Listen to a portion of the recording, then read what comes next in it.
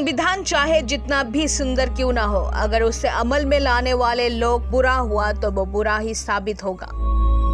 और संविधान चाहे जितना भी बुरा क्यों ना हो, अगर उसे अमल में लाने वाले लोग अच्छा हुआ तो वो अच्छा ही साबित होगा। संविधान की 10वीं अनुसूची की धारा 2(a) के मुताबिक विधानसभा का कोई भी सदस्य अगर अपनी मर्जी से पार्टी छोड़ता है तो उसे अयोग्य घोषित किया जाता है।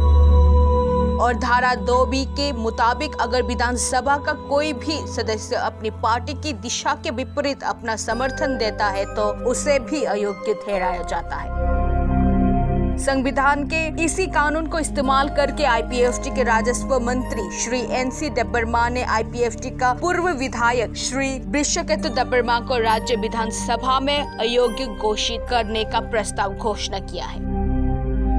2018 में श्री बृषकेतु देबबर्मा आईपीएफटी के तिप्रालेन मांग की वजह से आईपीएफटी के तरफ से विधायक बने थे, लेकिन चुनाव के बाद एक बार भी राज्य विधानसभा में तिप्रालेन के मांग को नहीं उठाया गया, जो जनता को धोखा देने के संग विधायकों को भी धोखा देना है, क्योंकि कई लोग तिप्रालेन की मांग को लेकर ही विधायक बने थे।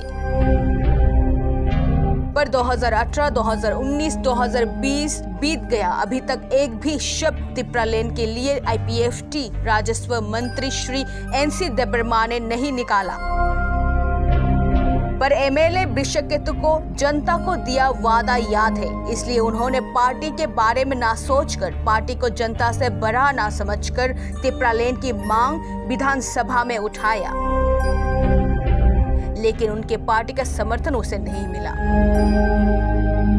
आखिर में उसने त्याग पत्र देकर आईपीएफटी पार्टी छोड़ दी, पर जनता को पार्टी से बड़ा सोचने की वजह से उसे अयोग्य घोषित किया गया। क्या हमारा संविधान जनता से ज्यादा पार्टी को तवज्जो देता है? क्या हमारा संविधान धोखे को समर्थन करता है? क्या यही लोकतंत्र है? सवाल बहुत सारा है, लेकिन जवाब आप सबके पास। क्या एक एमएलए का गलती सिर्फ यही है कि उसने बाकी अध्यक्षों की तरह चुप न रहकर लोगों की मदद की, या फिर राज्य विधानसभा में आईपीएफटी मंत्री श्री एनसी देबबर्मा की तरह झपकी न लेकर खुले आंखों से जनता के समक्ष खड़ा रहा?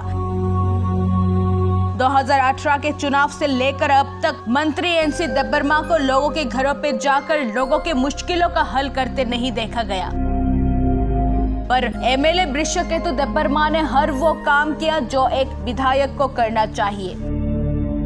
क्या हमारा संविधान जनता से ज्यादा पार्टी को तवज्जो देता है? क्या हमारा संविधान धोखे को समर्थन करता है? क्या यही लोकतंत्र है? सवाल बहुत सारा है, लेकिन जवाब आप सबके पास।